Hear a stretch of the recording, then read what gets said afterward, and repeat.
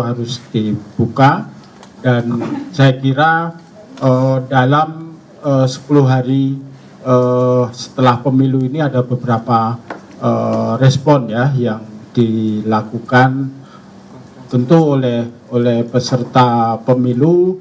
Misalnya adalah ada upaya-upaya untuk mempertanyakan sistem yang dipakai oleh KPU, yang saya kira kemarin kita pantau juga ada angka-angka gelembung di beberapa dapil, kemudian juga ada peristiwa penghentian, kemudian yang terakhir adalah saya kira ada upaya yang akan ditempuh oleh para peserta pemilu, baik di jalur parlemen maupun di jalur Mahkamah Konstitusi.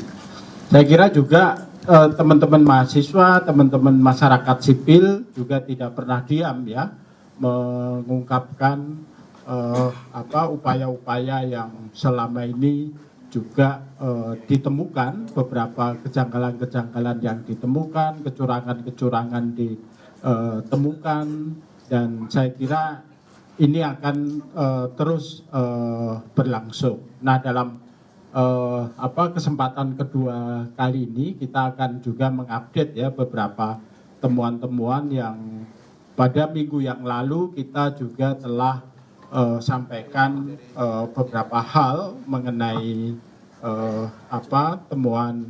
temuan kami, dan hari ini kami juga akan melanjutkan lagi paparan-paparan dari temuan-temuan yang selama ini juga telah dilakukan. Nah, untuk kesempatan pertama ini saya berikan kepada Mbak Oki. Mbak Oki Madasari, ini kawan saya dulu ya, Mbak ya. Sampai sekarang. Dulu kawan bersastra, tapi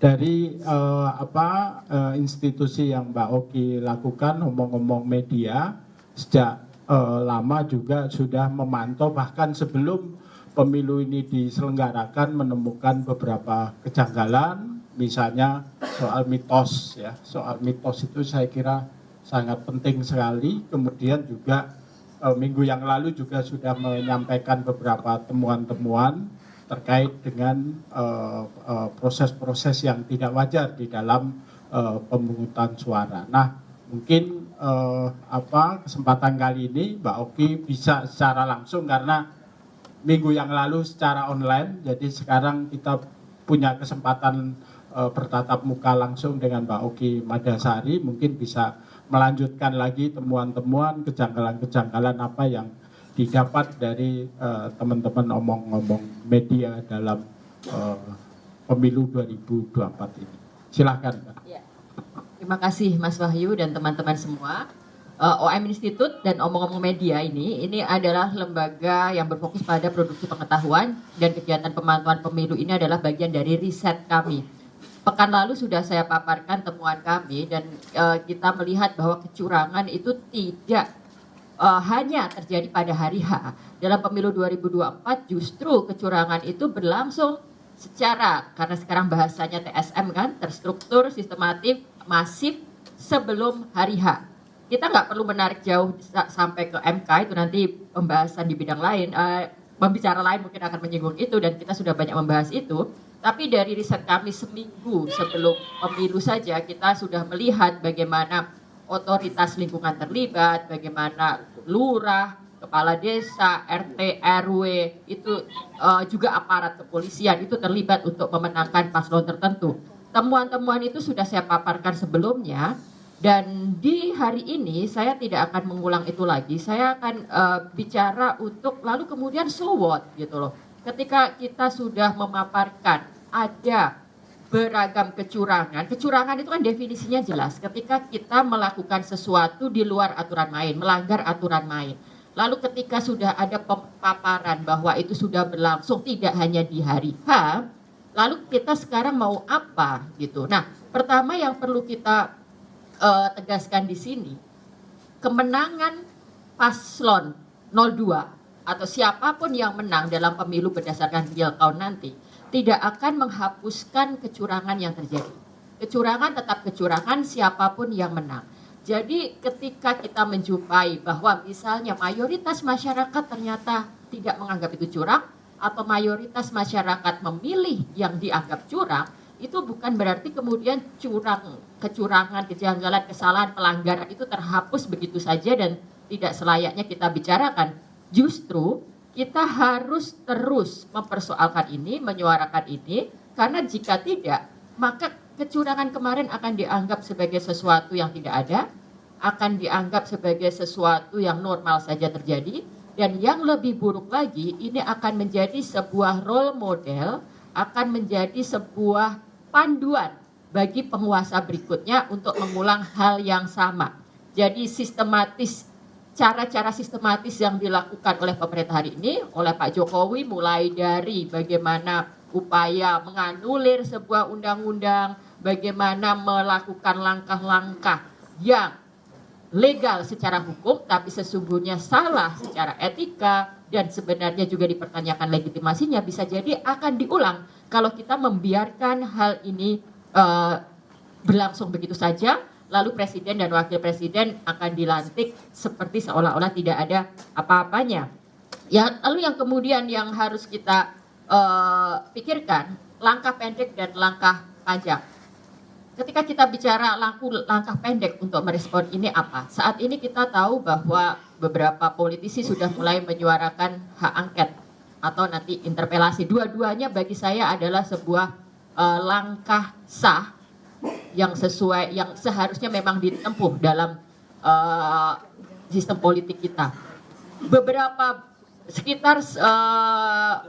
minggu sebelum pemilu ya, di ruangan ini juga dalam sebuah diskusi di Jaga Pemilu, saya dan teman dari Jaga Pemilu juga sudah mengatakan bahwa angket itu seharusnya sudah digulirkan saat itu juga. Walaupun itu butuh waktu, walaupun itu nanti akan melampaui pencoblosan di hari H, tidak masalah. Seharusnya itu sudah dilakukan sebelum pemilu, karena itu juga akan mengirimkan pesan bahwa ada yang salah dalam proses pemilu kita. Dan itu juga bisa menghalau orang-orang yang melakukan kecurangan untuk menang. Tapi kan sayangnya tidak dilakukan sebelum pemilu. Jika sekarang kemudian inisiatif itu diambil, maka kita dari masyarakat sipil akan sangat mendukung itu. Kita tidak melihat apakah itu akan berhasil atau apakah real politiknya yang menginisiasi akan kalah dengan yang tidak setuju itu hal lain. Tapi kita bulat mendukung bahwa hak angket atau hak interpelasi memang harus dilaksanakan oleh DPR. Justru kalau itu tidak diambil, maka kita perlu mempertanyakan fungsi DPR sebagai lembaga yang seharusnya punya hak untuk melakukan itu. Lalu yang kedua, langkah jangka pendek kita. Ini nanti teman-teman juga bisa memberikan pandangan yang berbeda. Jika kemudian nanti teman-teman mahasiswa misalnya memutuskan untuk turun ke jalan dalam upaya untuk mengingatkan bahwa ini loh ada kecurangan. Saya berpendapat bahwa itu juga sebuah mekanisme yang sah dilakukan dalam sistem demokrasi kita. Jadi mahasiswa sedang menggunakan haknya untuk bersuara ketika merasa bahwa saluran-saluran formal, saluran-saluran lewat institusi-institusi itu tidak bisa lagi ditembus. Jadi ketika itu nanti terjadi, yang kita harapkan adalah negara harus menjamin hak itu, tidak ada kekerasan, tidak ada penyalahgunaan senjata oleh aparat. Lalu yang ketiga, soal upaya jangka panjang merespon ini semua adalah pendidikan politik. Dan di sini jelas merespon apa yang terjadi kemarin, kita sangat mendesak butuh strategi baru dalam upaya pendidikan politik untuk masyarakat. Demikian Mas Wahyu dari saya, nanti mungkin kita bisa elaborasi lagi. Terima kasih. Terima kasih Mbak Oki. Saya kira apa yang disampaikan Mbak Oki sangat clear ya, bahwa berbagai langkah yang dilakukan oleh berbagai pihak adalah upaya-upaya yang sah untuk, saya kira, mempertanyakan legitimasi dari pemilu ini. Misalnya langkah-langkah politik melalui hak angket ataupun hak interpelasi, kemudian juga aksi-aksi mahasiswa yang hari ini dari berbagai kota itu juga terus bermunculan, tapi kita juga tidak boleh melupakan upaya jangka panjang melakukan pendidikan politik ya untuk massa, untuk anak-anak muda, juga untuk semua ya, untuk kelompok-kelompok masyarakat ini. Terima kasih Mbak Oki. Nah, kesempatan kedua saya mengundang Bang Ucok, Bang Rusdi Marpaung dari Jaga Pemilu, mungkin bisa menyampaikan temuan-temuan apa yang diperoleh oleh Jaga Pemilu, karena yang kami tahu di ruangan ini juga dalam 1 pekan terakhir ini teman-teman Jaga Pemilu mengolah temuan-temuan pelanggaran pemilu. Silakan Bang Rusdi.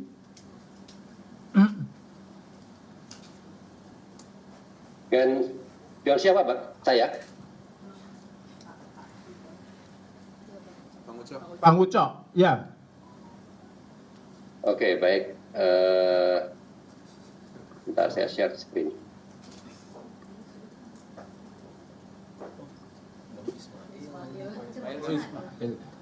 Oh ya, ya oke. Ya, Oke. silakan. Baik, kelihatan ya? Ya, Saya. yuk. Terima Ini kasih. Ismail Assalamualaikum Fahmi warahmatullahi dari Drone Emprit. Silakan, Bang. Assalamualaikum warahmatullahi wabarakatuh. Selamat siang ya rekan-rekan semuanya. Mungkin langsung saja ya, tadi sudah disampaikan sama Mbak Oki, dan kalau dari Drone Emprit kita lebih menganalisis isu ya, tidak dikumpulkan pelanggarannya atau kecurangannya apa saja, karena itu harus dievaluasi. Ya, kami hanya melihat ada di media sosial dan pemberitaan seperti apa, sebagai bahan masukan aja nih buat semuanya. Jadi kami menganalisis, ada pertanyaannya simpel, bagaimana sih tren percakapan tentang kecurangan pemilu di media online dan di media sosial, dan kemudian isu apa saja yang banyak diangkat terkait kecurangan pemilu ini. Ini tidak otomatis ini merupakan kecurangan ya, tapi ini yang dibicarakan oleh netizen dan diberitakan di media online. Kita gunakan kata kunci kecurangan dan curang, tidak kita filter dengan pemilu, tapi kita gunakan filter dalam sisi waktu, periode. Jadi dalam periode tanggal 7, jadi kira-kira seminggu sebelum pencoblosan, dan kira-kira seminggu setelah pencoblosan ya, lebih sampai hari kemarin, itu trennya seperti apa. Kita ingin mengetahui publik, netizen, dan media itu melihatnya seperti apa gitu ya. Nah, pertama ini, kita lihat data dari media sosial, terutama di Twitter ya. Dari tanggal 7 sampai hari H pencoblosan itu cukup ya tinggi, tetapi belum sangat tinggi.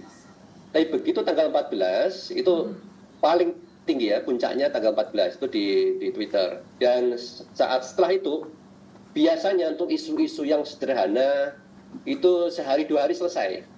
Ya, harusnya sehari 2 hari udah turun lah. Tapi ini enggak. Untuk kecurangan ternyata selalu tinggi ya, masih terus sangat tinggi, bahkan sampai tanggal 23 Februari kemarin. Ini artinya isu kecurangan menjadi perhatian yang sangat tinggi ya, di netizen, dan bagaimana dengan di pemberitaan online. Nah, kadang-kadang kalau kita lihat di media sosial itu kan mainan mungkin buzzer atau mungkin kelompok netizen tentu. Nah, ini harus kita verifikasi juga di media online. Kalau di media online juga tinggi, artinya memang isu itu terkonfirmasi ya, baik di media sosial dan di media online. Media online ternyata juga sama, bahkan sebelum hari H pencoblosan ya, tanggal 12 Februari, media sudah banyak memberitakan soal kecurangan ini. Nah, kalau yang sebelum ini memang lebih banyak didorong oleh film Dirty Votes ya, kecurangan dalam Dirty Votes tinggi ya. Dan di media online ternyata bahkan sampai hari kemarin itu bahkan lebih tinggi daripada hari H pas pencoblosan. Artinya memang pemberitaan di media online ini menjadi salah satu referensi, karena harusnya jurnalis ini berbasis etika jurnalistik ya. Mereka melihat apa yang ada di lapangan, apa yang disampaikan oleh para tokoh, kemudian juga mungkin juga di media sosial digabungkan, kemudian diberitakan. Jadi artinya yang bisa kita simpulkan adalah isu kecurangan ini menjadi isu yang cukup penting ya, dan mewarnai pemilu yang sekarang ini. Ini sedikit aja sebagai contoh, sebelum pencoblosan, jadi kira-kira tanggal 7 sampai tanggal 13, itu isunya banyak terkait dengan dirty vote, ya, mengkonfirmasi tadi, banyak dibahas. Nah, pasca pencoblosan, banyak orang melihat apa yang di dirty vote itu seolah terkonfirmasi, gitu ya. Kemudian juga yang terakhir ada rencana untuk membawa isu kecurangan ini menjadi hak angket yang di DPR, kira-kira seperti itu. Nah, saya akan langsung aja dari semua percakapan yang ada di media sosial dan nanti pemberitaan di media online, itu isunya apa aja. Saya tulis di sini sebagai dugaan, ya, karena memang Drone tidak melakukan verifikasi. Dia Drone hanya menampilkan ini loh pemberitaannya seperti ini, percakapan seperti ini. Jadi banyak, ini beberapa ya yang muncul. Ada kecurangan yang TSM seperti Mbak Oki tadi sampaikan. Ini banyak dibicarakan di media sosial. Cawe-cawenya presiden, ya, untuk memenangkan salah satu paslon, kemudian dugaan kecurangan di luar negeri, kemudian juga ada salah satu timnas nasional, ya, 01 kayaknya, ya, yang banyak melaporkan adanya laporan pelanggaran, kecurangan, bahkan juga ada intimidasi, ya, gitu. Kemudian juga potensi manipulasi hasil survei. Nah, ini pandangan netizen, ya. Kalau saya sendiri sebetulnya harus hasil survei oke, itu kan menampilkan apa adanya hasil pemenangan, ya, dari semua tim, ya. Dan seterusnya, saya nggak akan baca semua, tapi di sini kelihatan ada soal bansos, banyak dibicarakan juga, kenaikan gaji TNI, Polri, ASN, pensiunan di tahun pemilu, itu dianggap sebagai bagian dari kecurangan, ya. Ada politik gentong babi, pelanggaran etika berat Mahkamah Konstitusi, aparatur desa, tadi Mbak Oki sudah sampaikan juga, pelanggaran etika oleh Ketua KPU dan anggotanya, dan juga terkait dengan Sirekap yang sangat ramai, ya, itu mewarnai, ya, isu-isu kecurangan. Kalau dilihat dari analisis sentimen, mayoritas negatif, ya, sampai 75% ini melihat negatif, ya, karena daftar dugaan tadi, ya. Nah, ada 17% positif. Ini apa? Memang ada beberapa yang misalnya menampilkan kecurangan itu tidak dilakukan oleh salah satu paslon saja, ya, tapi dilakukan oleh semua paslon. Nah, dalam konteks ini jadi positif, ya, orang melihatnya. Kemudian juga ada menantang publik, ini bahasa media yang muncul itu. Ini kayak dari Profesor Jimli, ya, mengajak publik untuk membuktikan kecurangan itu di MK. Jadi oke, silakan kecurangan nanti dibawa ke MK. Nah, narasinya seperti itu. Nah, bagaimana dengan di pemberitaan, berita online, ini beberapa, nah ini saya rangkum, ya, kita rangkum dari pemberitaan. Ada persepsi masyarakat, ya, pertama tentang persepsi masyarakat terkait integritas pemilu, ya. Pemberitaan menunjukkan adanya keraguan yang signifikan, ya, di dalam masyarakat terkait dengan integritas pemilu. Ada pemberitaan tentang narasi kecurangan, pelanggaran, ketidakpuasan, ya, terhadap proses pemilu. Ini mencerminkan apa? Adanya ketidakpercayaan publik terhadap sistem pemilu, ya, proses pemilu kemarin ini. Kemudian ada isu-isu terkait dengan Sirekap, ya, Sirekap, dan kegagalan mengelola data suara secara transparan. Nah, ini menambah skeptisisme, ya, terhadap pemilu ini.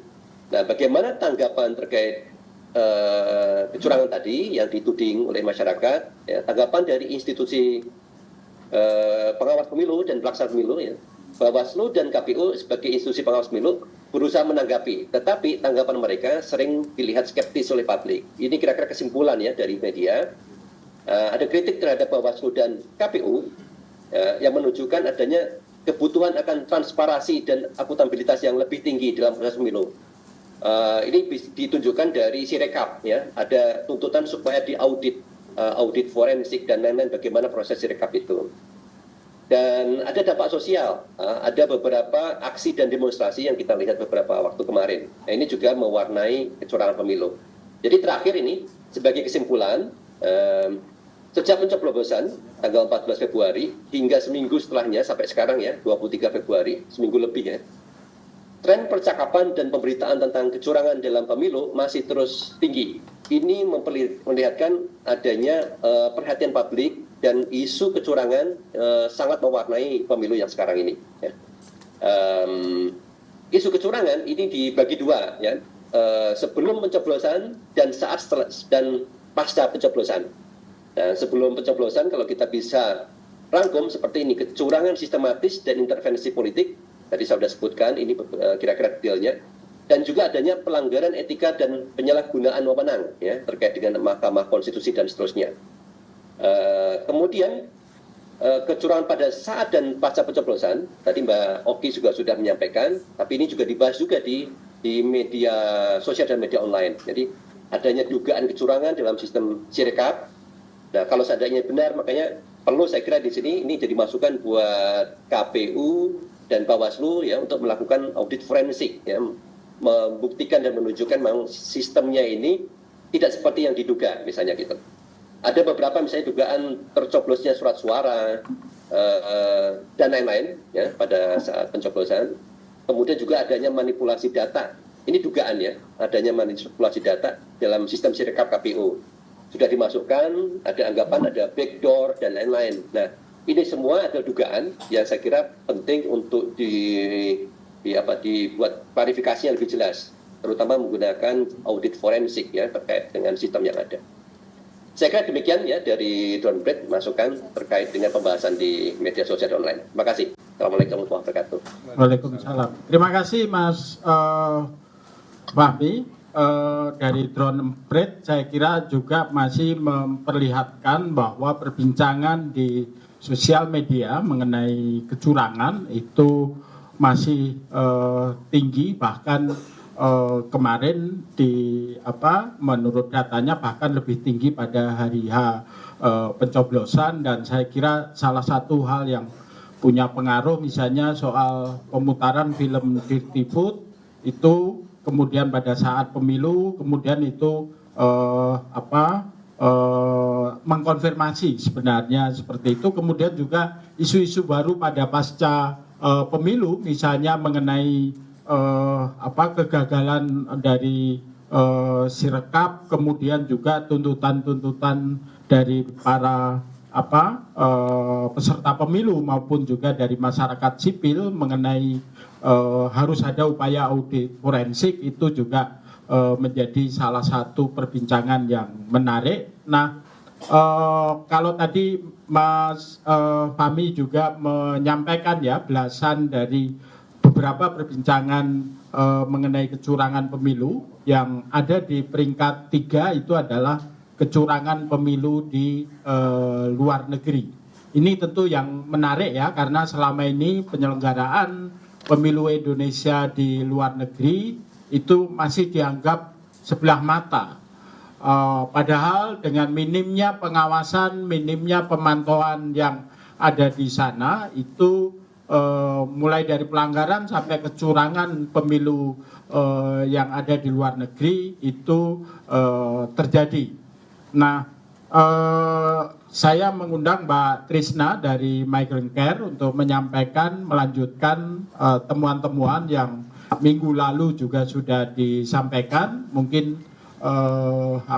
hari ini ada kesempatan untuk menyampaikan temuan-temuan yang belum sempat disampaikan. Monggo, Pak. Baik, terima kasih Pak Wahyu dan terima kasih seluruh teman-teman yang sudah setia hadir. Nah, pada paparan mengenai bagaimana jalannya pemilu di luar negeri, kami beri judul Turbulensi Pelaksanaan Pemilu Indonesia di Luar Negeri dalam upaya memotret lebih jauh kekacauan penyelenggaraan pemilu Indonesia di luar negeri dalam pantauan Migrant Care. Nah, kita harus dalam satu perspektif yang sama bahwa harus disadari mayoritas pemilih di luar negeri merupakan pekerja migran yang seharusnya menjadi upaya untuk penjaminan hak politik bagi pekerja migran. Kalau bisa dibilang, ya, di mana lagi negara menjamin hak politik pekerja migran selain dalam agenda 5 tahunan berupa pemilu. Nah, agenda politik 5 tahunan ini nampaknya memang sejak lama telah meninggalkan pekerja migran. Namun pelaksanaan tahun ini kami nilai paling buruk dalam sejarah reformasi dalam penyelenggaraan pemilu luar negeri.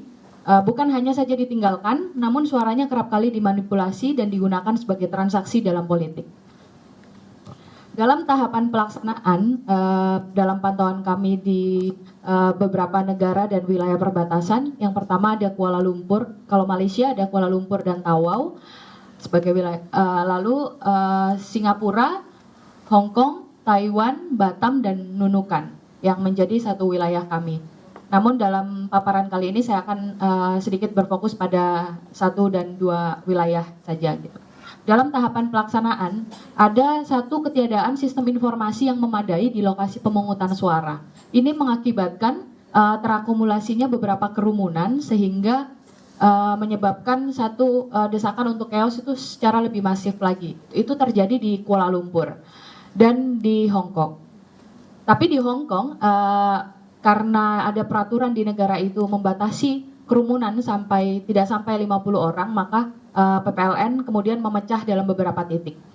Lalu ada masifnya implikasi kesalahan data yang nanti juga akan saya jelaskan. Lalu implikasi perubahan metode memilih yang sangat menimbulkan kekacauan dan kerugian bagi negara. Lalu resistensi pada pemantau.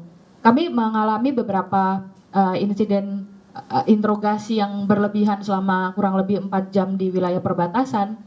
Lalu resistensi kepada kami sebagai pemantau yang secara lebih detail dan lebih rigid melakukan pemantauan, sehingga pada hari besoknya penghitungan suara kami sempat dicegah untuk masuk dalam melihat proses memantau proses penghitungan suara yang terjadi di Hong Kong waktu itu.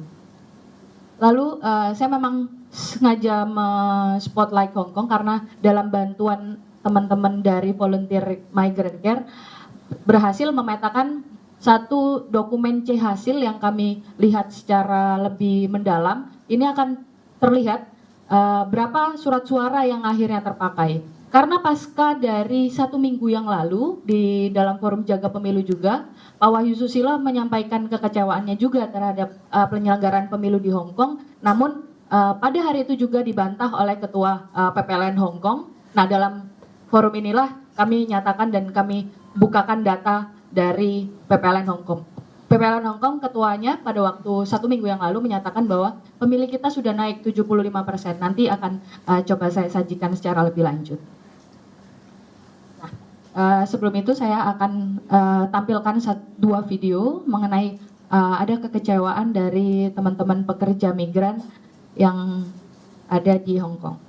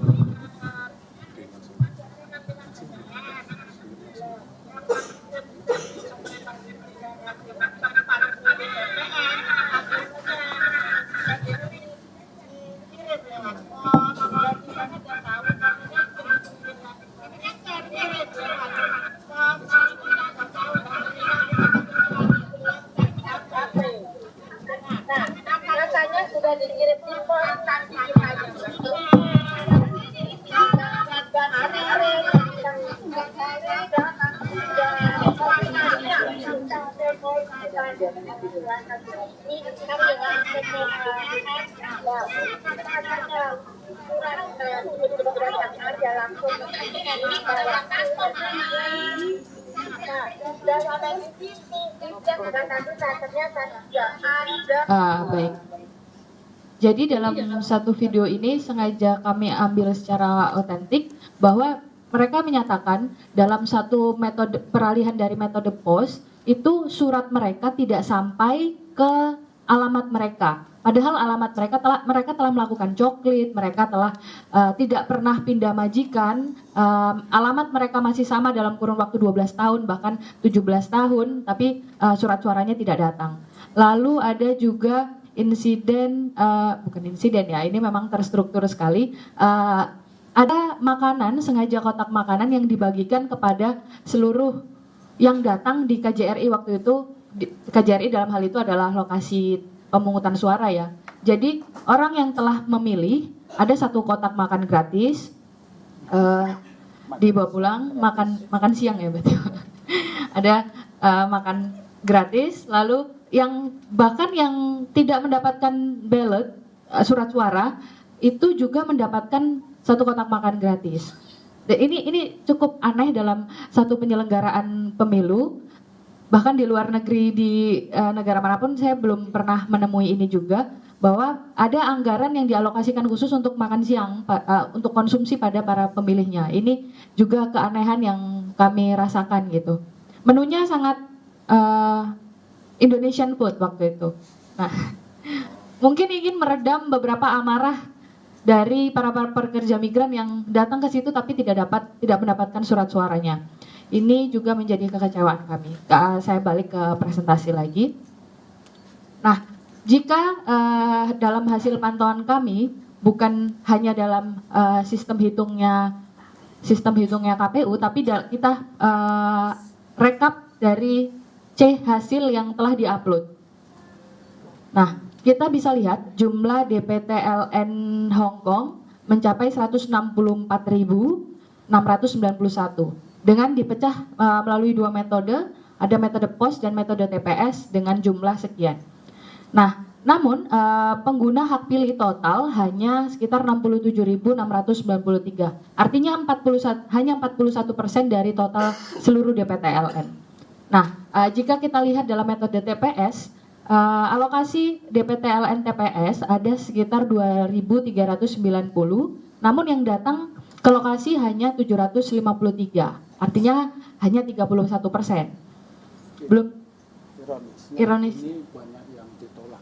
Ya, ironisnya tanpa verifikasi kejelasan surat suara, para pekerja migran yang datang bela-belain sudah izin pada majikannya terpaksa harus pulang kembali.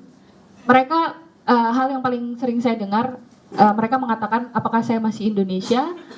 Kalau di Indonesia katanya satu surat suara berharga, tapi kenapa di luar negeri kok suara saya nggak bisa ngasih suara saya, padahal saya adalah warga Indonesia gitu. Karena bahkan nasionalisme mereka, rasa cinta tanah air mereka dalam arti yang cukup minimal sekali untuk memberikan hak pilihnya itu tidak bisa negara akomodir gitu. Itu menjadi kekecewaan yang cukup mendalam bagi kami. Selanjutnya, jumlah pengguna metode POS hanya 66.572, artinya hanya 41%. Ini terbagi dalam dua, ada surat suara yang return to sender. Artinya surat suara itu kembali kepada PPLN karena salah alamat. Dan ada surat suara yang tidak dikembalikan oleh yang termaktub dalam DPTLN, ada 36%.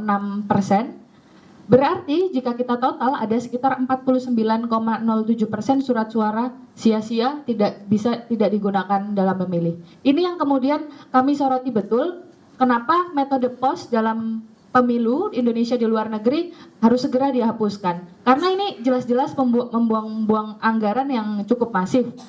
Memang dalam pencarian kami, berapa sih anggaran yang dikeluarkan dalam pengiriman satu surat suara, tidak kami temukan dalam situs penyelenggara pemilu.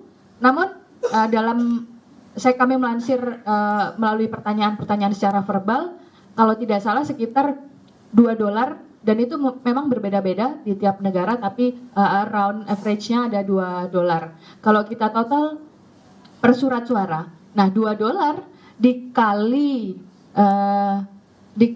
ini 49% dari DPTLN adalah sekitar 78.000, maka jika kita total ada sekitar 2,3 hampir 2,4 miliar itu terbuang sia-sia karena surat suara tersebut tidak tersalurkan dengan baik. Itu yang juga harus menjadi perhatian. Nah, ini Bawaslu juga kami mendorong harus segera lakukan audit logistik metode POS. Karena beberapa temuan kami, selain sia-sia, metode POS kerap kali menjadi alat untuk perdagangan surat suara karena pengiriman POS itu tidak secara memadai dapat kita tracking sampai di mana surat suara itu. Itu yang menjadi titik kritik kami.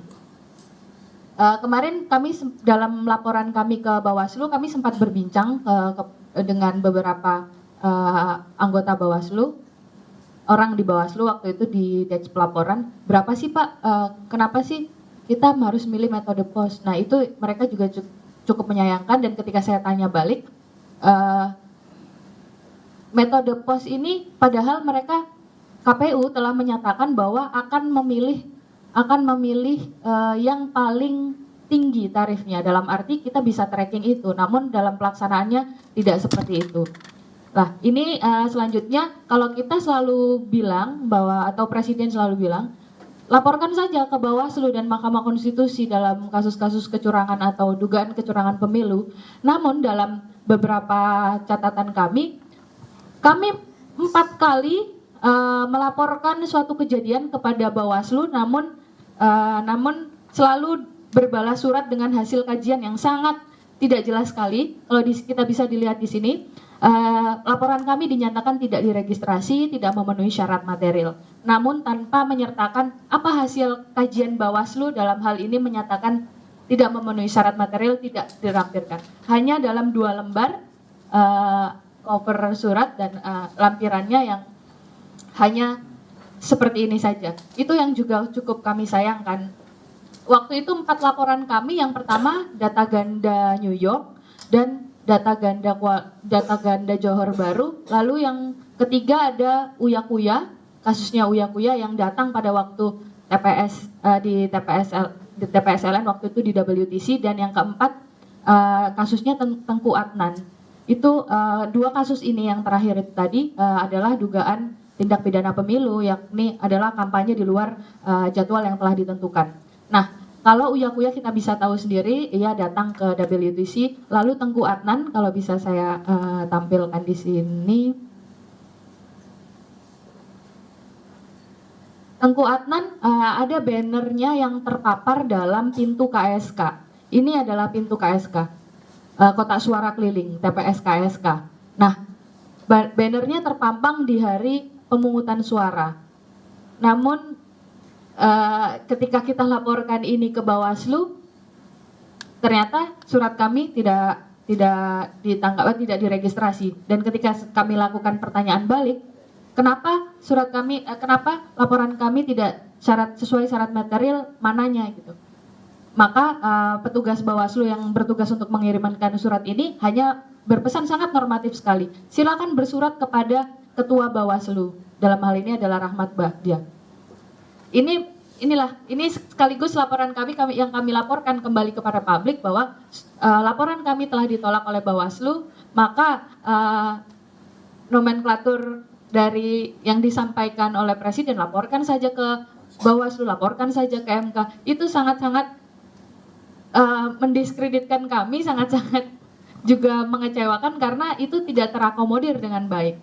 Lalu untuk terakhir, kami Ayo Bawaslu, kalau memang kalian adalah seorang pemantau pemilu yang kredibel dan memadai, kami dukung loh, masyarakat sipil sangat mendukung Bawaslu dalam pengusutan beberapa dugaan kecurangan pemilu. Lalu juga untuk DPR, kalau memang hak angket menjadi satu hak, dan hak angket dan hak interpelasi menjadi satu hak yang dimiliki oleh DPR, dan kemarin DPR selalu dipertanyakan di mana keberpihakannya kepada rakyat dalam hal beberapa pengesahan undang-undang yang sering ditolak. Namun pada saat ini, pada momentum ini, inilah yang harus diambil DPR. Inilah langkah strategis untuk mengambil hak angket dan hak interpelasi agar mengembalikan bahwa benar-benar DPR memang wakil dari rakyat itu sendiri. Begitu Pak Wahyu, terima kasih. Oke, ya terima kasih Mbak Trisna, dan saya kira untuk diketahui pada saat peristiwa Uya Kuya di WTC itu, Ketua Bawaslu Rahmat Bahdia juga menyaksikan peristiwa itu, tapi diam saja gitu ya. Iya, dia ada di sana. Iya Pak, bahkan di laporan terakhir yang dalam formulir B1 itu saya cantumkan juga, di lokasi TPS itu ada Pak Rahmat Bahdia sekaligus ada Hashim Asyari dan ada Idam Holik. Ya. Jangan sampai kasus ini luput dari perhatian penyelenggara pemilu, dalam hal ini pelaporan kami. Itu sudah kami sampaikan dalam form B1 pelaporan kami. Oke, ya. Terima kasih Mbak Trisna telah menyampaikan beberapa hal ya mengenai kejanggalan kecurangan yang terjadi di dalam penyelenggaraan pemilu Indonesia di luar negeri yang memang sejak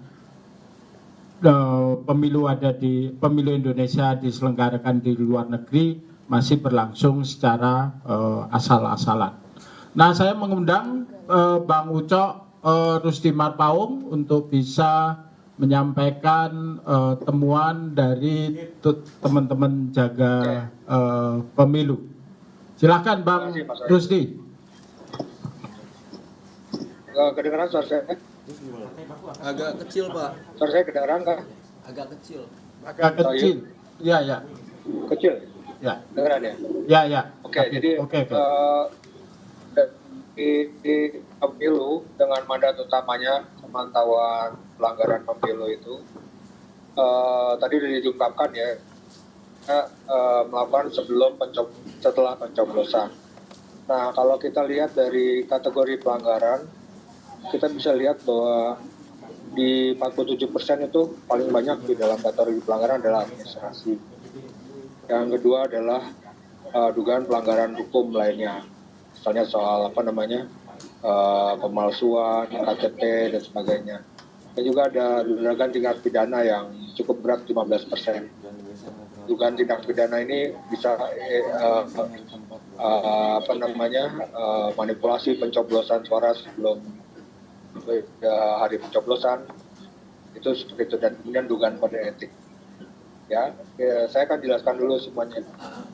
Pelaku pelanggarannya siapa? Saya lanjut, Mas. Pelaku pelanggarannya itu sebagian besar itu adalah KPPS ya. Kalau temuan dari tim pemantauan, kemudian dari soal Sirekap itu 41%. Ya, nah ini yang lain adalah kecil ya, dari KPU, KPUD, PPK, aparat negara, caleg dan tim paslon. Nah ini agak berbeda dengan masa sebelum pencoblosan, di mana pelaku pelanggaran itu kebanyakan adalah para aparatur negara dengan tipe pelanggaran netralitas aparat, ya kan? Nanti kita bahas analisisnya. Nah, selanjutnya itu kalau kita lihat di dalam Halo, Pak. Kok hilang? dari pelaku pelanggaran, maju Mas ke slide berikutnya. Bang Rusdi, bisa lebih jelas lagi? Suaranya putus-putus. Iya, saya lagi dalam perjalanan. Maaf ya. Dugaan pelanggaran itu yang paling banyak adalah markup anggota paslon sekitar 25%. Kemudian juga tidak boleh mencoblos, ya kan, pengurangan suara, dan juga yang cukup besar adalah soal pelaksanaan terlambat, itu juga jadi soal ya. Jadi intinya di dalam hari pencoblosan itu memang masih banyak ditemukan permasalahan-permasalahan. Tapi saya setuju bahwa persoalan di hari pasca pencoblosan itu terikat juga dengan masa pencoblosan, kampanye, pendaftaran, dan juga persoalan administrasi MK yang KPU yang juga tidak netral, dan juga netralitas aparat yang ada. Sementara itu dulu yang kita sampaikan, dan saya pikir ya tadi kan udah di luar negeri juga ya kan, saya mengomentari saja bahwa apa yang terjadi di luar negeri itu menurut saya juga itu adalah sebuah konsekuensi logis dari kehilangan fokus para penyelenggara pemilu ya, dan pengawasnya juga. Kita di Jaga Pemilu sudah melaporkan sekitar 207 laporan. Syukurnya ini diterima ya, artinya secara registrasi diterima.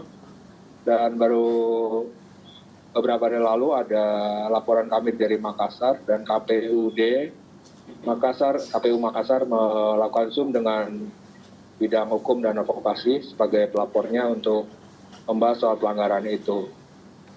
Perlu dijelaskan bahwa Bawaslu kita jaga pemilu terakreditasi di Bawaslu, sehingga kita melakukan tugas-tugas dengan standar dan juga variabel-variabel ataupun kolom-kolom yang dibutuhkan di Bawaslu, mulai dari siapa pelakunya, terlapor siapa, pelapornya dan sebagainya, itu harus 5W1H itu juga harus dijalankan. Berikutnya mungkin dengan 3 hal ini kita akan coba bahas terus sampai, karena ini pemilu belum selesai ya, jaga pemilu masih tetap tugas-tugas pemantauan mulai hari ini dan kemarin sebenarnya udah mulai ada lagi tim yang mulai memeriksa kembali rekapitulasi suara dan juga pengecekan dari TPS-TPS yang belum dijalankan. Sampai tanggal 20 Maret nanti kami akan bekerja untuk mengawasi, termasuk juga masukan-masukan dari para rekan-rekan ataupun jaringan pemantau pemilu. Ada OM, ada drone emprit dari kawal pemilu dan semuanya. Kita tetap berkoordinasi di situ karena kita tujuannya adalah untuk meningkatkan hasil pemantauan demi kualitas demokrasi. Tanpa kualitas pemilu yang baik, nggak ada demokrasi yang baik dan Indonesia yang baik. Gitu kira-kira Pak Bayu, nanti kita jelaskan lebih lanjut diskusi. Terima kasih. Oke, terima kasih Bang Ucok telah menyampaikan ya temuan-temuan yang diolah oleh teman-teman jaga pemilu. Nah, sebelum kita beranjak ke forum diskusi, saya mengundang Mas Yanuar Nugroho untuk memberikan tanggapan ya dari beberapa temuan-temuan, beberapa hal yang muncul di dalam diskusi pagi hari ini. Silakan Mas Yanuar. Terima kasih Mas Wahyu, teman-teman jurnalis, selamat siang. Mungkin Anda akan bosan, tapi saya kira apa yang saya sampaikan minggu lalu dan tadi diamplifikasi oleh Mbak Oki dan teman-teman di sini semua adalah, sekali lagi, kecurangan ini dan semua pelanggaran ini tidak boleh berhenti disuarakan. Bahwa paslon mungkin ranahnya akan ke MK, bahwa partai mungkin akan ke DPR lewat hak angket. Tugas masyarakat sipil adalah memastikan hal-hal seperti ini, kecurangan seperti ini, tetap terus dibicarakan. Mesti terus ada di ruang publik. Minggu lalu saya mengatakan 3 jangan ya.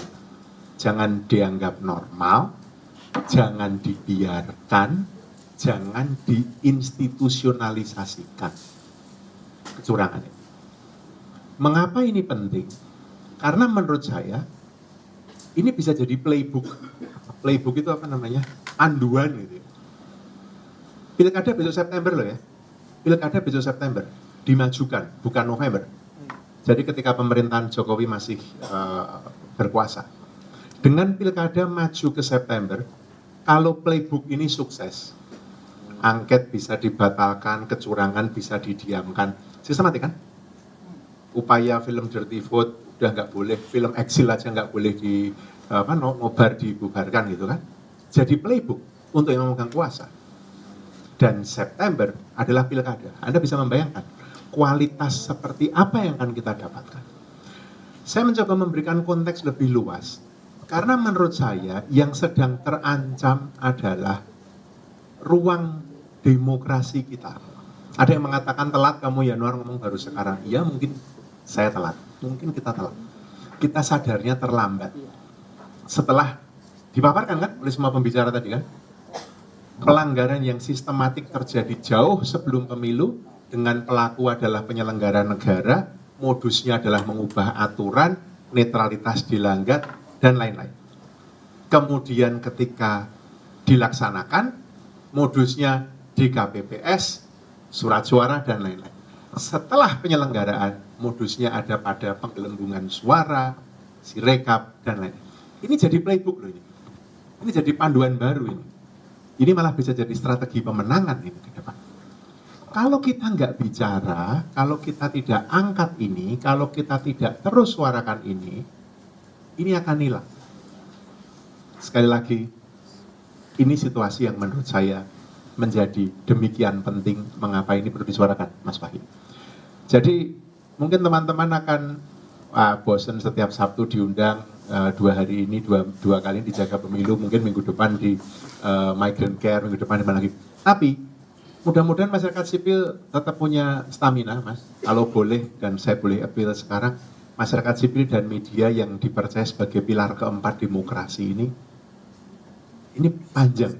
Ini panjang. Kita nggak peduli elit bertiga itu dulu, tapi sekarang kita lihat dulu ini sekarang soal kecurangan ini, dan kita mesti terus suarakan. Saya kira itu aja, Mas Wahyu. Lebih baik kita ngobrol, teman-teman jurnalis ingin mendalami yang mana karena ada banyak pembicara. Saya kira mungkin teman-teman jurnalis lebih punya fokus itu kan, pengen nanya kemana dan lain. Itu aja, Mas Wahyu.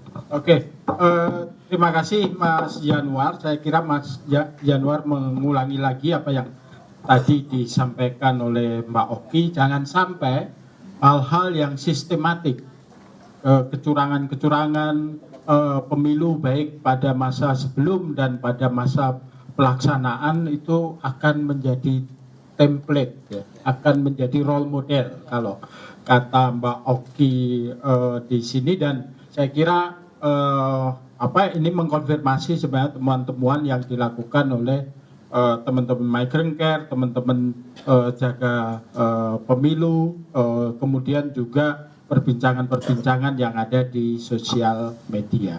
Nah, saya mengundang teman-teman media untuk kalau ada yang pengen dikonfirmasi, ditanyakan, diklarifikasi, monggo, Mas. Ya, ya.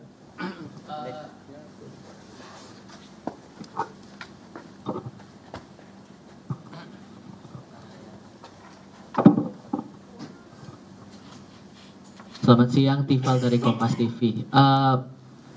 Tadi sempat disinggung masalah hak angket dan ini juga masih terus dibicarakan begitu kan ya. Tapi ada kekhawatiran dinamika yang bakal muncul nanti malah kebalikannya, yang awalnya kita pikir bahwa dari pasangan dari tim 1+3 ini bakal nyatu, ada dugaan belakangan tampaknya tidak akan nyatu juga begitu, dan ini akan berujung hak angket nggak akan jadi. Kekhawatiran itu apakah dari teman-teman aliansi masyarakat sipil juga melihatnya dan potensinya apakah potensinya akan mengarah ke sana, dan gimana prospek ke depannya, ini beneran jadi atau enggak sih? Dan kalau ternyata tidak jadi hak angket ini, konsekuensi logis apa yang bakal kita tanggung dengan banyaknya temuan-temuan dari teman-teman soal kecurangan pemilu ini. Terus yang kedua saya tujukan ke Pak Rusdi soal data tadi. Pak Rusdi boleh didetailkan lagi sumbernya dari mana saja teman-teman dapatkan, dan itu temuannya dari kapan sampai kapan ya Mas ya? Boleh didetailkan lagi lebih lanjut. Terima kasih. Masih ada yang pengen, silahkan. Saya Habibie dari MNC Portal. Pak, kemarin ini lagi ramai diperbincangkan beberapa partai non parlemen seperti Perindo, Gelora, itu diindikasi suaranya dialihkan untuk partai tertentu untuk bisa lolos ke parlemen. Teman-teman di sini sudah ada yang menemukan atau belum? Dan bila sudah ada, berapa sih jumlahnya? Terima kasih. Oke, satu lagi kalau ada. Kalau Dari online ada? ya, Ya, dari akbil.com. Dengan carut-marut terus-menerus seperti ini tiap 5 tahun, apakah memungkinkan ini sudah grand design yang tak terelakkan terus dan akan terus-menerus? Terus yang kedua, langkah apa dari jaga pemilu ini untuk sedemikian bisa masuk ke para pengambil keputusan, entah merangsek ke Bawaslu atau merangsek ke KPU, atau mungkin orang-orang hebat 4 orang ini salah satunya bisa masuk merangsek di DPR RI untuk merevolusi segala sistem pemilu kita. Terima kasih. Jadi tidak di luar pagar terus. Terima kasih. oke. 3 dulu ya. Dari Mbak Oki dulu mungkin bisa menjawab. Baik, terima kasih. Tadi saya sudah sampaikan bahwa sebagai langkah jangka pendek, saya pikir civil society akan mendukung hak angket, bahwa nanti realita politiknya itu tidak bisa dilaksanakan karena mungkin ada partai yang lebih memilih untuk mendukung status quo, lalu bergabung dan menolak hak angket. Itu adalah bagian dari dinamika politik yang kita juga tidak punya kewenangan apa-apa atau tidak bisa punya kekuatan untuk menolak itu. Tapi at least ketika kita menyuarakan bahwa rakyat mendukung hak angket sebagai bagian dari proses politik, sebagai bagian dari langkah hak yang perlu diambil oleh DPR, kita sangat harapkan bahwa partai politik mendengar suara ini, bahwa partai politik percaya bahwa untuk membangun kredibilitas mereka sebagai sebuah mesin politik yang memang bekerja, mereka justru harus menggunakan hak angket ini. Jadi di sini hak angket tidak hanya sekedar bertujuan untuk mengamankan atau untuk menyelesaikan masalah pemilu dan segala kecurangan yang telah berlangsung sistematis, tapi lebih untuk langkah ke depan Indonesia. Jadi itu harapan kita. Kalau memang nanti tetap tidak bisa dijalankan, yang artinya partai politik gagal melaksanakan tugasnya, anggota DPR tidak bisa melaksanakan fungsinya, tadi juga sudah saya sebut, saya sebagai bagian dari masyarakat sipil menganggap bahwa desakan rakyat berupa mahasiswa turun ke jalan atau suara-suara berupa unjuk rasa, demonstrasi, termasuk diskusi-diskusi penciptaan voice yang akan terus kita lakukan merupakan jalur ekstra parlementer yang mungkin akan perlu kita laksanakan. Jadi kalau nanti rakyat memutuskan untuk melaksanakan unjuk rasa, demonstrasi, itu juga bagian sah dari mekanisme politik, dari bagian demokrasi. Dan tugas dari negara adalah memastikan bahwa tidak ada kekerasan dan tidak ada upaya untuk menghalang-halangi proses itu. Demikian.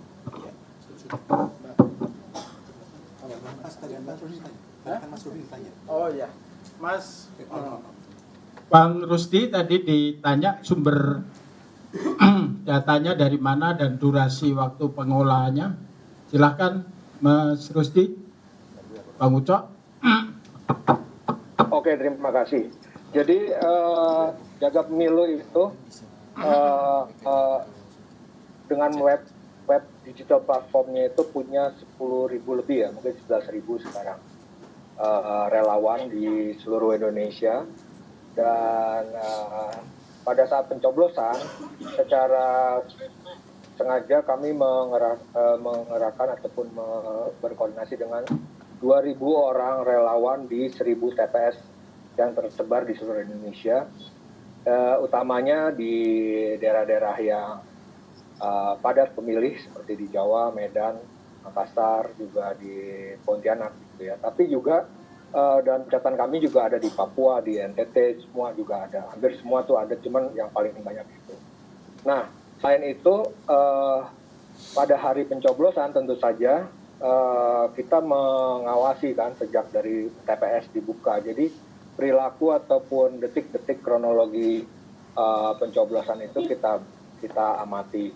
Dari yang 2000 itu ya, kemudian untuk yang lain-lain mungkin seperti saya juga misalnya memfoto, kebetulan saya ketua KPPS ya, foto C1 hasil plano saya kirimkan ke web gitu atau ke divisi pemantauan. Jadi itu yang kita dapat, yang utamanya ya data primer yang kita dapatkan dari relawan maupun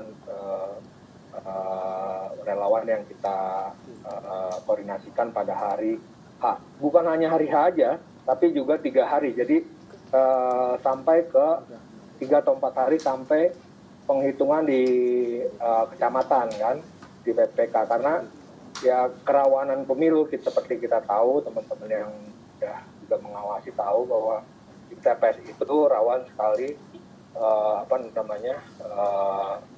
penggelembungan atau kekacauan di dalam penghitungan suara begitu sampai di kecamatan, jual beli suara dan sebagainya itu sangat mungkin terjadi.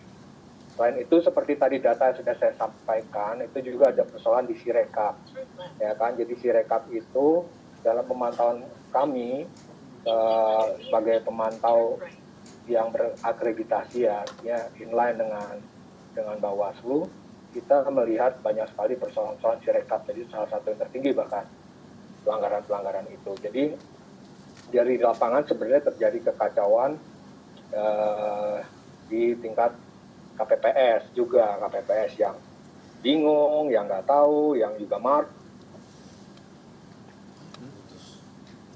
yang banyak yang baper di grup Sirekap begitu, karena mereka merasa dibebani karena dari pemantauan kami dan juga saya lihat di lapangan karena saya KPPS juga, kekacauan itu menimbulkan membuyarkan fokus ataupun konsentrasi para petugas PPS ya kan, KPPS itu yang menjadi persoalan.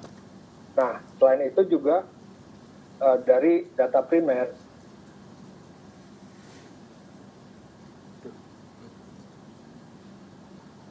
videonya saja. Media online dan media sosial terkait juga tentang pelanggaran pemilu, terutama di hari H ya. Nah itu banyak kita temukan hal-hal seperti itu yang menambah kekuatan data kita karena memang jaga pemilu khusus kita punya tugas utama yang paling fokus adalah untuk memantau sejak dari kampanye, pendaftaran, sampai pencoblosan dan penghitungan sampai tanggal 20 Maret itu. Itu kali Mas Wahyu tambahan cerita bagaimana kami bekerja dan mendapatkan data-data itu semua yang kami sajikan tadi. Terima kasih. Baik, saya sedikit menanggapi juga beberapa dugaan akan terus muncul ketika KPU juga dugaan misalnya ada pengalihan ke salah satu partai untuk menjadi suara partai, itu akan terus muncul. Itu dugaan itu tidak akan bisa kita elakkan dalam suara-suara masyarakat sipil ketika juga KPU tidak segera mengunggah 100% C hasil yang bisa kita periksa secara bersama-sama. Itu yang juga menjadi catatan khusus kepada KPU agar untuk segera 100% mengunggah C hasil agar kami juga bisa mengawasi secara lebih transparan lagi gitu. Nah, untuk hak angket memang DPR ini menjadi waktu yang sangat strategis untuk digunakan dan dipilih memang sebagai haknya DPR gitu. Jika itu tidak digunakan, memang akumulasi-akumulasi dari dugaan kecurangan ini akan secara simultan membentuk kekuatan publik yang cukup masif. Kalau dalam perkiraan kemarahan publik seperti yang disampaikan Pak Fahmi, itu mungkin saja ada gerakan yang lebih masif dari rakyat itu sendiri, dan masyarakat sipil juga akan membuktikan dan mengembalikan bagaimana konsep demokrasi itu muncul gitu, yakni demokrasi ya memang berasal dari jalanan gitu loh, mengenai bagaimana konsep kesetaraan dalam hal demokrasi itu sendiri, yakni bahwa demokrasi memang harusnya mengganggu tatanan gitu ya Pak, karena tatanan akan terus diganggu dalam sebuah konsep demokrasi agar saat tidak ada terciptanya satu tatanan yang sangat menghegemoni seluruh negara ini. Nah itu yang kiranya demokrasi masyarakat sipil akan mengembalikan dan menunjukkan bagaimana demokrasi akan dijalankan begitu. Bukan hanya pemilu kan demokrasi yang paling minimal gitu. Terima kasih. Saya kira begini. Ada beberapa inisiatif yang sekarang bergulir. Oke? Kalau kita berpegang pada value, pada nilai, pada ideal, pada gagasan tentang Indonesia yang lebih demokratis, menurut saya beberapa inisiatif ini perlu didukung. Satu, parpol akan mengeksekusi hak angket, tapi parpol punya hitung-hitungannya politiknya kan? Kalau masuk, kalau enggak, nanti dapat apa? Cara berpolitik parpol semacam ini, menurut saya, butuh dukungan, desakan, tuntutan dari yang di luar parpol. Jadi peran masyarakat sipil mendorong agar hak angket itu dijalankan. Itu penting. Nomor 2, permintaan audit forensik dan audit forensik digital KPU untuk Sirekap itu mesti didesak terus. sudah punya situng, kenapa bikin sirekapnya seperti apa, apakah benar ada port yang dibuka backdoor, apakah benar servernya, saya tidak tahu, teman-teman teknis lebih tahu. Tapi itu mesti terus diomongkan. Tugas masyarakat sipil mendorong itu, kalau kita punya data kita omong. Itu yang kedua. Yang ketiga, yang sekarang sedang kita lakukan ini, menyuarakan terus kecurangan. Melaporkan, ya, ini hasil laporannya, diginiin, ini teman-teman Agen Care ini, tidak memenuhi, saya baca tadi, tidak memenuhi syarat material laporan sejelas ini, saya nggak tahu lagi mesti ngomong apa. Laporkan, tetap, tapi diomongkan. Seruan moral dari kampus. Saya ketemu beberapa dosen senior, makan malam, tidak etis kalau saya sebutkan namanya, dan cerita. Dosen-dosen ini sudah mulai mendapatkan bully dari kampus oleh orang-orang yang menentukan saat kamu kan kalah kan calonmu, gitu kan. Ada yang gitu. Seruan moral, mulai. Menurut saya, ruang untuk ini tetap perlu dibuka. Gerakan masyarakat sipil yang tadi Mbak Oki atau teman-teman dari Migrant Care tadi sampaikan. Ini memang spektrum gerakannya itu memang ini luas. Untuk bilang bahwa pemilu 2024 ini adalah pemilu terburuk setelah reformasi. Dari segi manapun Anda mendebat, Anda akan melihat itu kan. Dengan seluruh catatan oleh teman-teman semua narasumber tadi sampaikan. Jadi menurut saya, masing-masing pihak, masing-masing kelompok punya pendekatannya, punya kalau saya mengatakan standpoint-nya sendiri-sendiri. Tapi saya kira kita sekarang sedang menghadapi persoalan yang sama, bahwa demokrasi ini regres. Ini sekarang sedang mundur jauh sekali. Lebih parah lagi kalau kemunduran ini kemudian menjadi istilah tadi role model, atau kalau saya membuat istilah playbook gitu. Playbook itu panduan. Panduan untuk mematikan demokrasi secara demokratis. Dibuat judulnya bagus banget. Itu adalah kamu kuasai, kamu ubah undang-undangnya, kamu kuasai penyelenggara pemilunya, kamu sebar politik gentong babinya, kayak gitu. Udah kan, jadi playbook gitu kan. Ya sudah, yang mau kita cita-citakan jadi negara maju, wassalam gitu. Udah. Yang penting penguasanya dapat, yang penting orang yang berkuasa ini dapat konsesi ini, itu. Sesederhana itu. Lah kalau kita masih mau dibegitukan, ya silahkan. Saya tidak. Itu mengapa saya ikut dalam gerakan ini mendorong. Tapi saya bukan partai politik, saya tidak bisa mendorong. Yang bisa adalah mendorong, ayo parpol tetap jalankan dong hak angketmu gitu kan. Ayo kamu jangan dibeli dong dengan jabatan atau dengan apapun, dorong dong gitu kan. Saya tahu ini jalan panjang. Ayo dong didorong terus dong audit forensik gitu kan. Dan ini juga nggak gampang. Tapi terus diomongkan kecurangan. Terus diomongkan. Saya nggak tahu juga stamina sampai kapan ya Mas. Kita akan kayak gini terus. Tetapi saya kira kalau boleh ini beberapa bulan ke depan menjelang sampai dengan Oktober pelantikan nanti, sebelum itu ada pilkada September, Anda akan lihat lagi. Kalau ini kita biarkan, saya bertaruh pola kecurangan yang sama akan diterapkan di pilkada. Saya lupa berapa ratus totalnya ya, provinsi, kabupaten, kota. Teman-teman wartawan mungkin lebih punya datanya. Ini dibiarkan, ini nggak kita omongkan, besok yang sama terjadi. Mas Wahyu. Oke.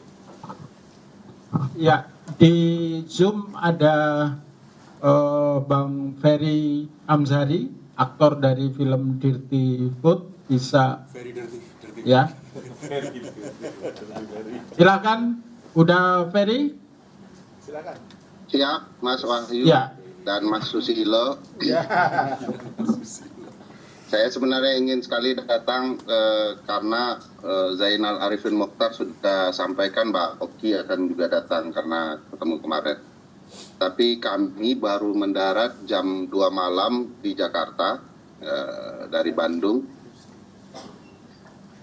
Karena satu dan lain hal, acara diskusi film Dirty Food di UIN Sunan Gunung Jati semacam diberikan ancaman ya, ruangan kegiatan kami dimatikan oleh oknum aparat tertentu sehingga gelap gulita.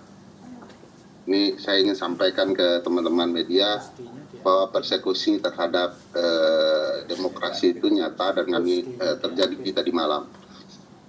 Sepanjang acara diskusi yang lampu mati itu, mahasiswa enggan untuk keluar dan tidak ingin acara dibatalkan.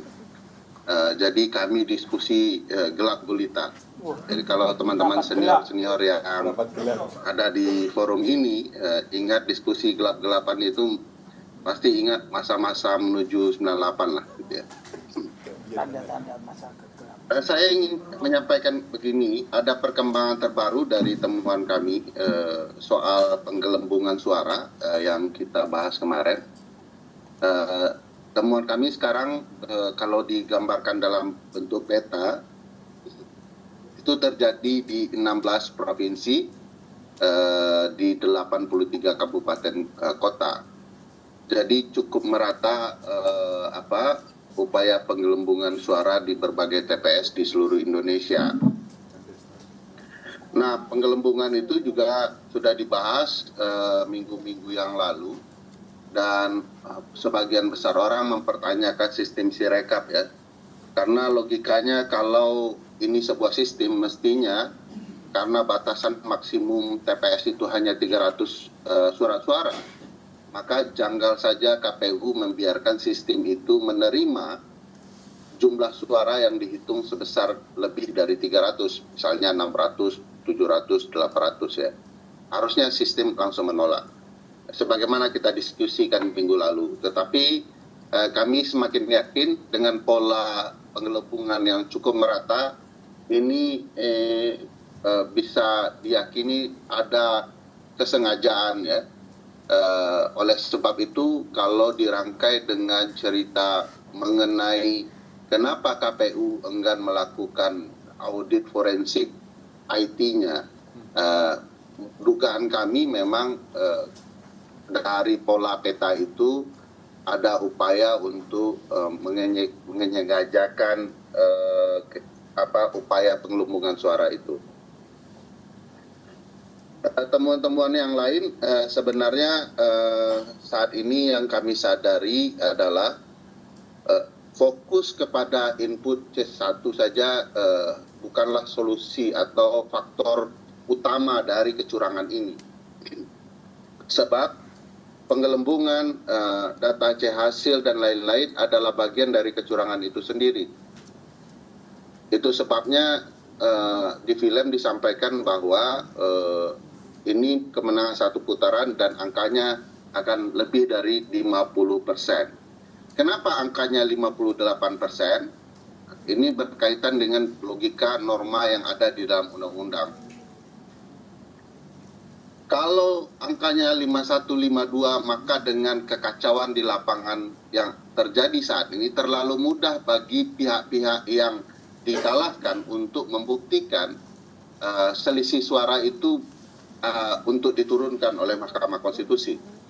Oleh karena itu dia ditingkatkan jauh di 58 hingga 59% agar kemudian orang mengalami kesulitan membuktikan angka hasil.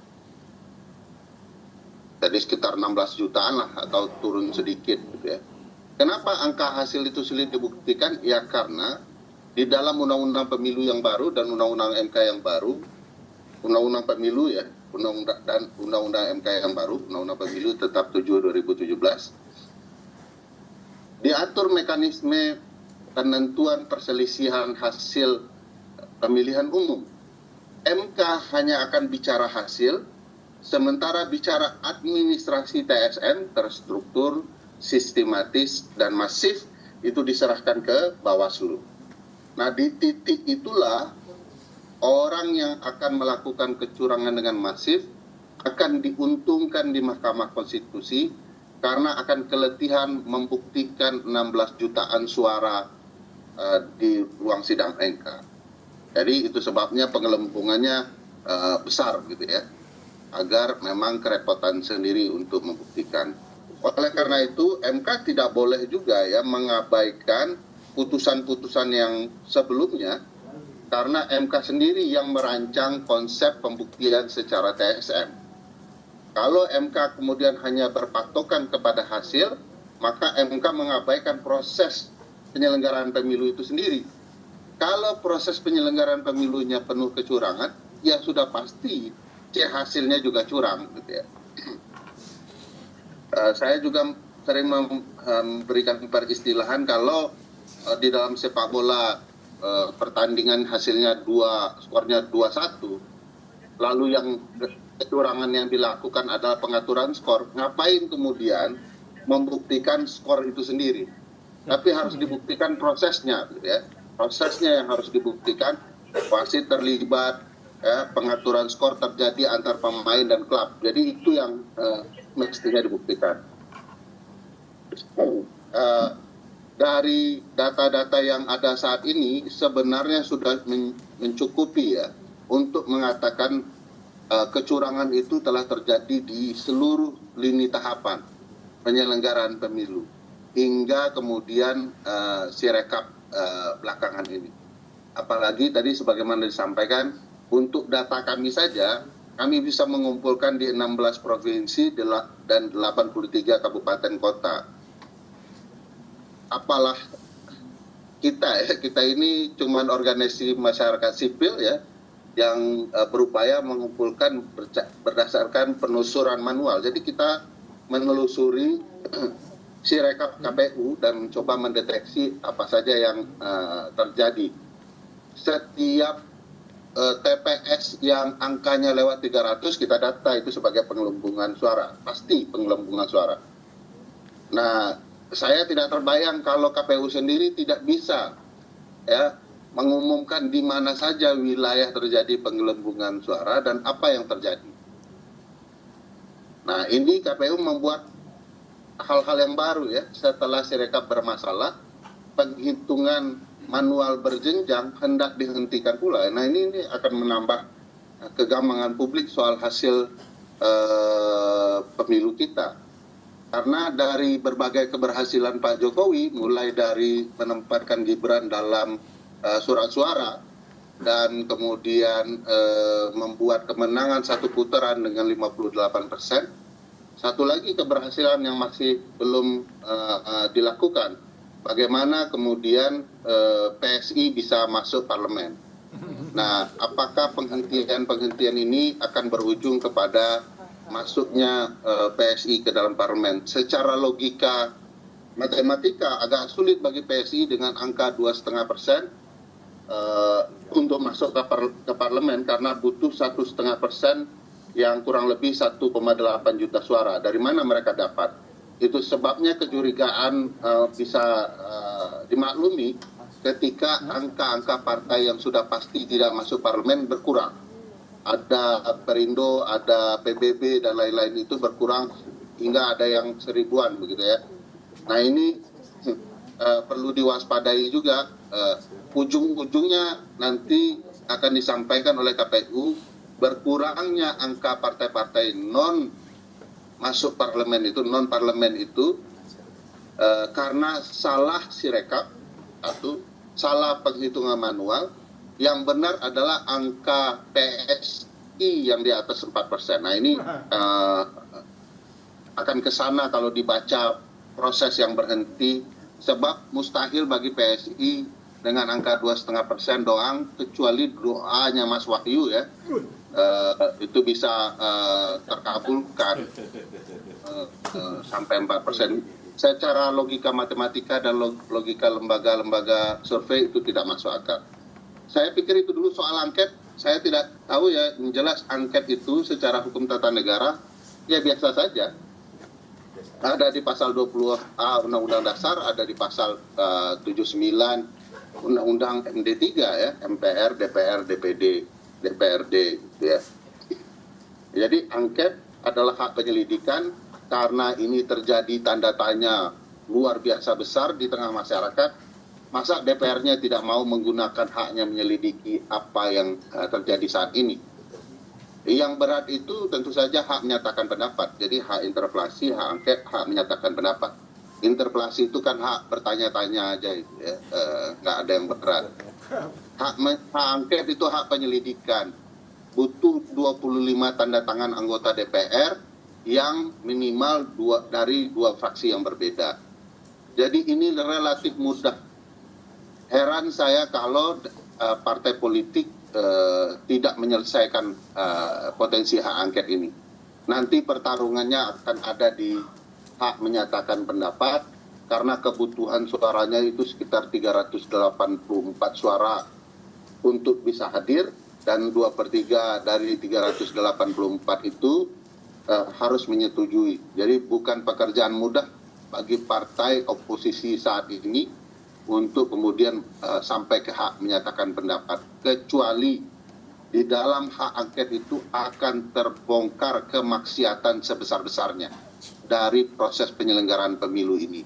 Saya yakin hak menyatakan pendapat itu perlu dan akan membongkar sesuatu, dan mudah-mudahan Presiden akan diadili di Mahkamah Konstitusi. Walaupun semua akan ragu karena ada paman di sana sedang menanti. Kurang lebih itu. Makasih Mas Wahyu. Terima kasih. Uda Ferry Amsari, sang aktor Dirty Food, telah menyampaikan ya beberapa perkembangan terakhir mengenai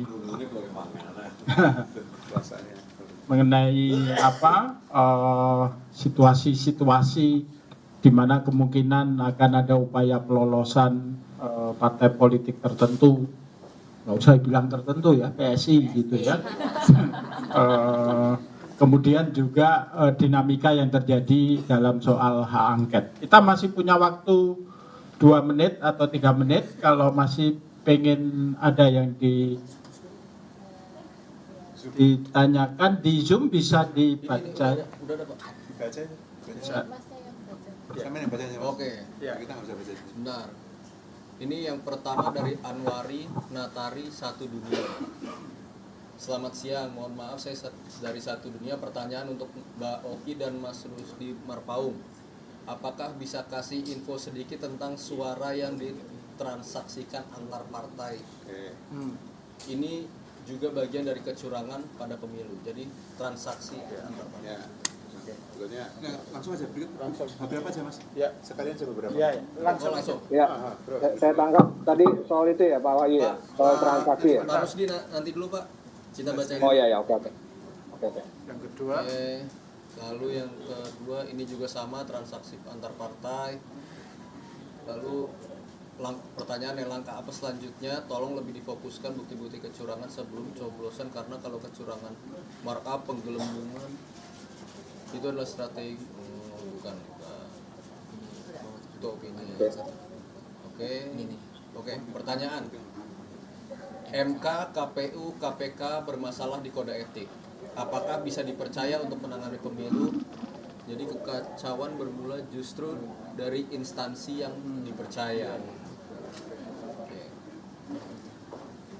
Terus bagaimana temuan atau penjelasan jaga pemilu terkait terjadinya pemberhentian penghitungan suara manual di beberapa kecamatan pada tanggal 18 sampai 19 Februari yang lalu. Nah, ini yang sempat disinggung Ardian di Ayus. Mas Rusdi dulu tadi udah siap. Oke. Bang Ucok.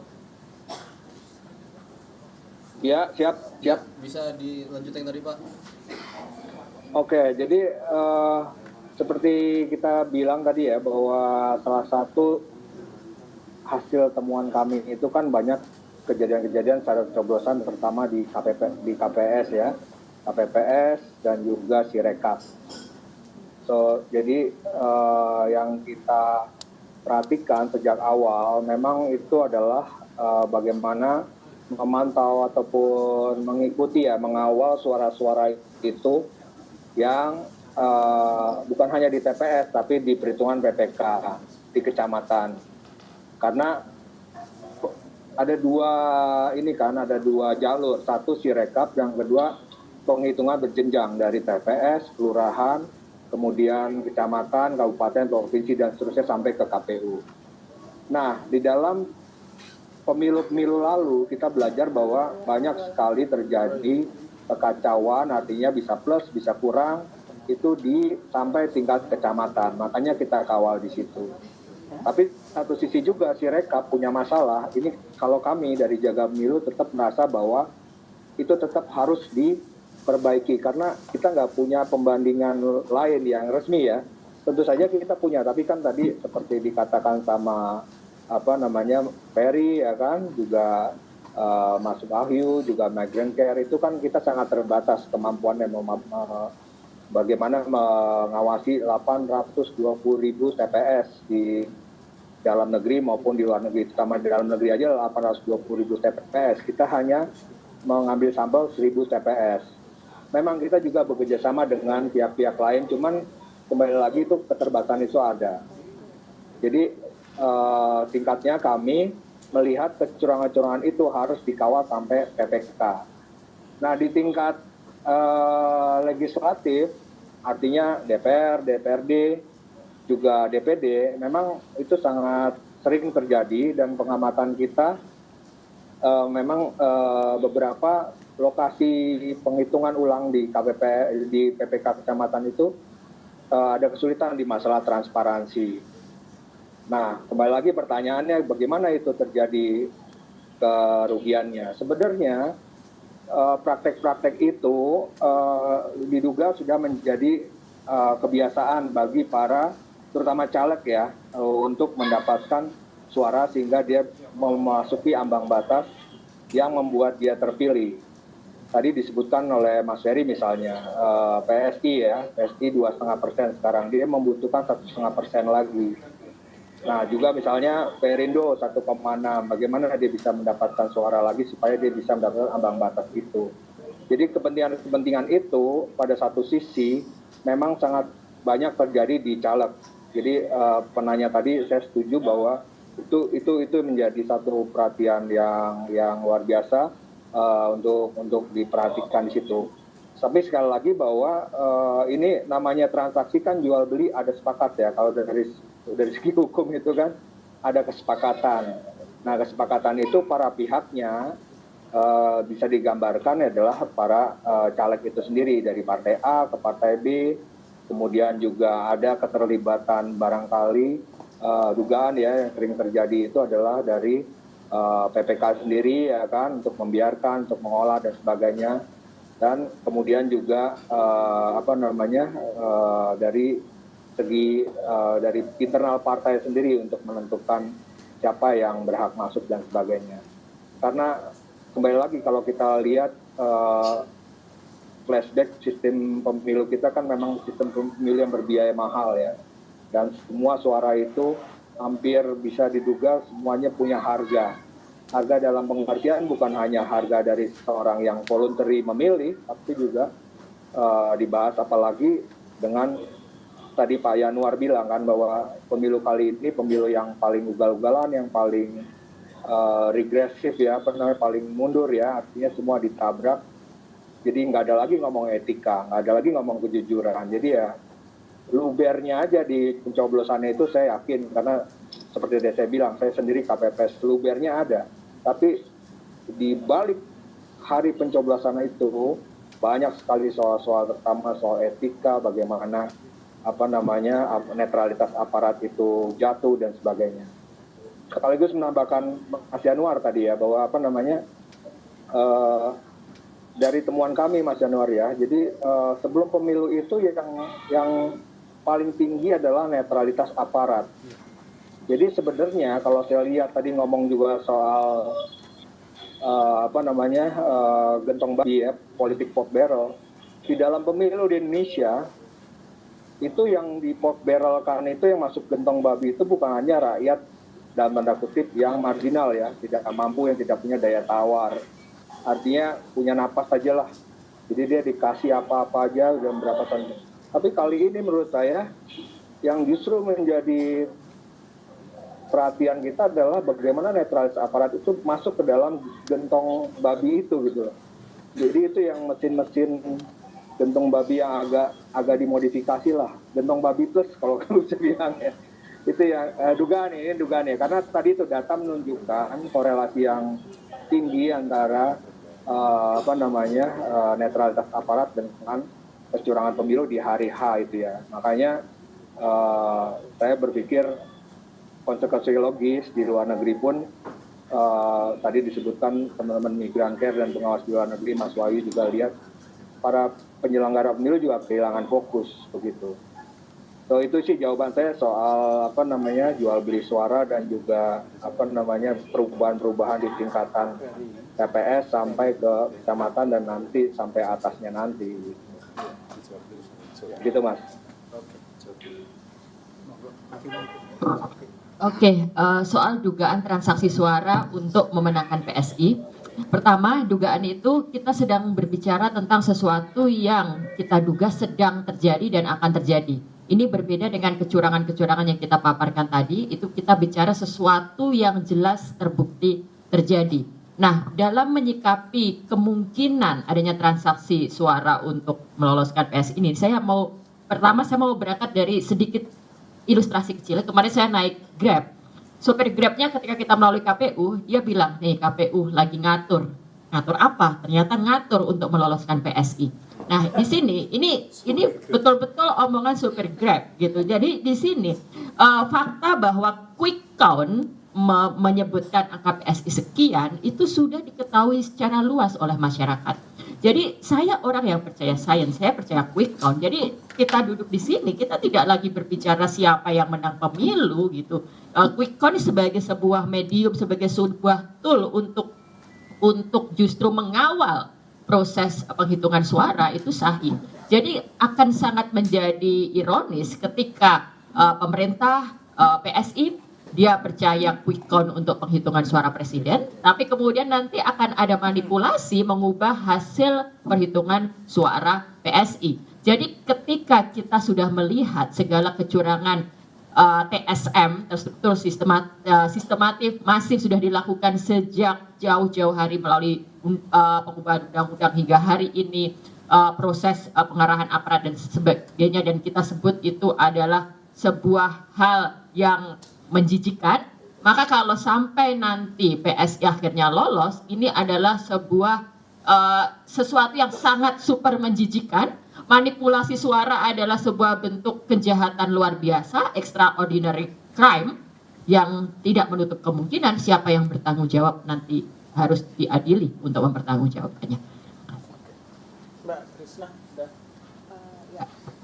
nambahin sedikit mengenai bagaimana dugaan akan adanya seperti rancangan-rancangan baru mengenai akan adakah penggelembungan suara untuk salah satu, tadi nggak boleh nyebut salah satu ya, PSI. Ya, kita harus perlu kawal lagi mengenai pemilu luar negeri, karena kalau kita lihat ada PSU pemungutan suara ulang yang akan dilaksanakan di Kuala Lumpur gitu. Nah, itu juga dengan Kuala Lumpur itu 465 sekian ribu. Itu berapa persen tuh? Maksudnya itu kalau kita luput dari pengawasan itu, jangan-jangan dalam satu metode satu PSU ini di Kuala Lumpur bisa menjadi ladang kecurangan baru untuk PSU untuk PSI gitu kan. Untuk PSI. Ya, itu cukup harus kita perhatikan lagi untuk bagaimana penyelenggaraan PSU di Kuala Lumpur itu Pak Wahyu. Udah Ferry, ada closing statement? Ya, saya pikir memang perlu juga disegerakan oleh DPR untuk memastikan hak angket, dan kita bisa mengetahui tahapan mana saja telah terjadi kecurangan atau setidaknya tuduhan bisa diklarifikasi dengan baik oleh penyelenggara pemilu dan pihak-pihak lainnya. Yang ketiga menurut saya yang paling penting adalah memastikan seluruh bentuk laporan itu sudah dilaporkan kepada Bawaslu, baik oleh partai politik pendukung pasangan calon presiden tertentu dan masyarakat sipil. Yang berikutnya yang paling penting adalah harus diingat masyarakat sipil itu tidak bisa masuk ke gelanggang pertarungan di Mahkamah Konstitusi dengan bukti-buktinya yang ada, kecuali diajak oleh pihak-pihak baik sebagai saksi maupun sebagai ahli. Oleh karena itu penting juga bagi masyarakat sipil untuk membangun komunikasi antar pihak agar pembicaraan praktik kecurangan penyelenggaraan pemilu ini tidak berhenti di meja-meja masyarakat sipil, tapi memang ada kewajiban untuk berkolaborasi dengan partai-partai pengusung calon untuk bisa kita buktikan bersama-sama praktik kecurangan ini, karena yang melakukan kecurangannya adalah negara, dalam hal ini pemerintahan, sehingga tidak mudah membuktikan ini dari sisi masyarakat sipil saja. Perlu kebersamaan dengan partai politik untuk kemudian memastikan seluruh lini kecurangan bisa kita paparkan di forum sidang Mahkamah Konstitusi. Kemenangan di Mahkamah Konstitusi ya kalau terjadi bagi masyarakat itu adalah bonus saja bagi saya, tetapi mengungkapkan fakta kecurangan di seluruh mata masyarakat Indonesia bahwa memang telah terjadi kecurangan dan aktor utamanya adalah presiden kita sendiri, yaitu Presiden Joko Widodo, itu jauh lebih penting dibandingkan sekedar kemenangan angka-angka, apalagi pemilunya sudah dirancang untuk memenangkan anak presiden, begitu. Terakhir, Mas Yanuar. Terima kasih Mas Wahyu, rekan-rekan jurnalis. Saya kira beberapa hal kunci memang perlu dipertegas dan diperjelas di sini. Satu, yang dibicarakan teman-teman masyarakat sipil ini bukan soal kemenangan elektoral, tetapi menjaga, memperjuangkan, memenangkan demokrasi. Itu dua hal yang sangat berbeda. Bukan karena masyarakat sipil memilih 01 atau 03 karena itu kemudian menghajar 02. Bukan. Sekali lagi, ini bukan elektoral, tetapi ini soal menegakkan demokrasi. Dua, sekian tahun, mungkin 10, 15, barangkali lebih dari itu juga, ruang untuk debat gagasan itu makin menyempit, makin menyempit, makin menyempit. Yang makin meluas adalah rebutan kepentingan. Anda bisa gunakan pisau analisis ini untuk melihat pemerintah, Anda bisa gunakan untuk melihat partai politik, bahkan masyarakat sipil sendiri, atau bahkan media. Yang ada adalah sikut-sikutan kepentingan. Udah nggak ngomong gagasan. Tapi pemilu 2024 ini membuat dan memberi kita ruang untuk membicarakan lagi tentang gagasan mendasar, tentang demokrasi. Ini jangan ditutup. Jadi, upaya masyarakat sipil menyuarakan tentang kecurangan, upaya partai politik untuk mendorong mendesak hak angket, upaya paslon ke MK, upaya semua pihak ini mendorong agar ada audit forensik. Menurut saya itu perlu saling dukung. Dan saya berharap teman-teman media juga tidak capek ikut menyuarakan itu. Karena menurut saya celahnya itu, celah yang kita punya sekarang. Saya kira itu aja dari saya, Mas. Oke, terima kasih teman-teman semua. Saya kira kita sampai di penghujung acara dan banyak catatan ya di sini kepada penyelenggara pemilu. KPU jelas untuk diminta transparansinya, kepada Bawaslu juga tidak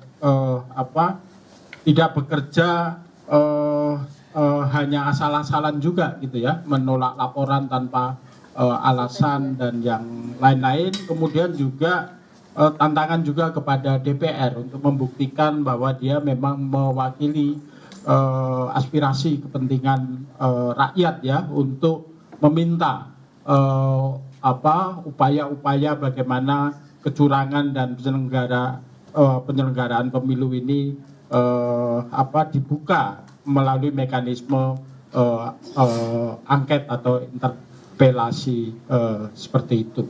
Juga tentu ini dorongan kepada masyarakat sipil untuk terus bekerja, berjuang melawan masa-masa kegelapan. Ferry udah mengalami ya, lampunya dimatiin gitu. Jadi kita pengen juga masa kegelapan itu tidak terjadi seperti itu. Saya kira itu Terima kasih Mbak Oki, Mbak Trisna, Mas Januar, Uda Ferry, Bang Rusdi, dan juga Bang Ismail Fahmi yang pamit duluan. Kita akan terus lanjutkan update kita mengenai situasi terkini kecurangan-kecurangan pemilu. Terima kasih. Mungkin langsung secara bilateral aja. Terima kasih Mas Wahyu. Terima kasih semua teman-teman. Mas Januar, Mbak Oki. Semuanya.